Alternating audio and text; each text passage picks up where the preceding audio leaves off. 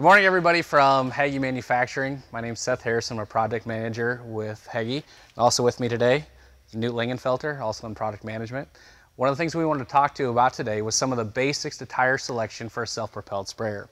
So as we look at tires, one of the first things to know is exactly what are the numbers that are on my tire, what do they mean, and how do they impact me in the field. So Newt will start off by talking through what do the measurements of the tire mean. The first number you're going to read is the tread width in millimeters. So that's the cross section of the tire from either outside of the sidewall to outside of the sidewall. With some manufacturers, with others it may actually be the tread width. The next number there is a percentage of tread width that is the sidewall height. So a 380 tire is approximately 14.5 inches wide. If we take that times 90%, our sidewall should be approximately 13.5 inches there on the sidewall. The last number is in inches. It is our rim diameter. The last number here is R46. So this says we have a 380 millimeter tread width, a 90% tread width sidewall, and a 46-inch rim. Now, while the 380/90/46 is the most common tire that we sell in our sprayer manufacturing line, there are two other sizes for row crop tires that we also sell, being the 50-inch rim and the 54-inch rim. So we'll also cover what those tire sizes are. Another common question that we get with tire information that's listed on the tire would come down to inflation pressure. If I read the sidewall of this tire at the very bottom here, I can notice that I've got a 76 psi information here. That is not the tire pressure that I'm going to recommend that you inflate this tire to. For correct inflation pressures, refer to the operator's manual specific to your machine. Those manuals can be either found in the machine when shipped new, or can be referenced online at HagieHelp.com under manuals, and you can reference your year and model. Great point, Seth. Overinflation and underinflation are very large problems, I'd say, in our industry. Typically, we see people go all the way up to 78 psi, which will cause more ridge wear on your tire. Or, for compaction reasons, people may want to deflate the tires, which causes more ridge wear and less crown wear.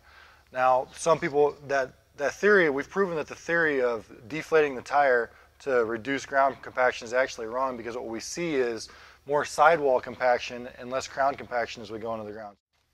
So in the end, a properly inflated agricultural tire will improve your fuel economy, improve compaction, improve tire wear, and improve the ride of the machine and overall performance. Since you mentioned ride and road performance, one of the things that you'll notice on this tire is that there's not a set of letters that are on the front side of the 380 here portion. You'll notice that in our product offerings, some of the tires are listed as an IF tire or a VF tire. So what those are is talking about the sidewall flexion, the amount of flexion in the sidewall that will impact the difference in how that tire rides or performs. For the specific information on those, you can also refer to the manufacturer's websites for those information. Again, with IF and VF, it's very important to run at proper inflation pressures, because over and under inflation of an IF or VF can cause significantly different wear on those tires as well. Common question that we get when we're talking about tires is, after a tire has been removed for the season, say we're running float tires and we're reinstalling back into row crop tires. When we go back and we reinstall those tires, one thing to note is that on the end of each one of the lug nuts, you have your torque rating, and that's stamped onto the lug nut itself. For further information about how to torque these, though, you can refer to your operator's manual.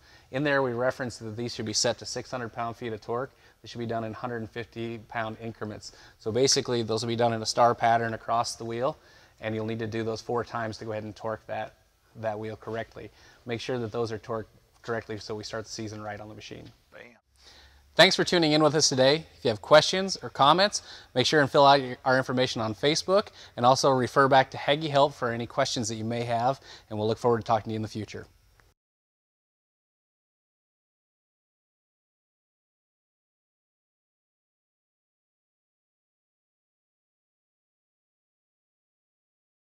Hello, Newt Lingenfelter here with Seth Harrison, Hagie Product Management.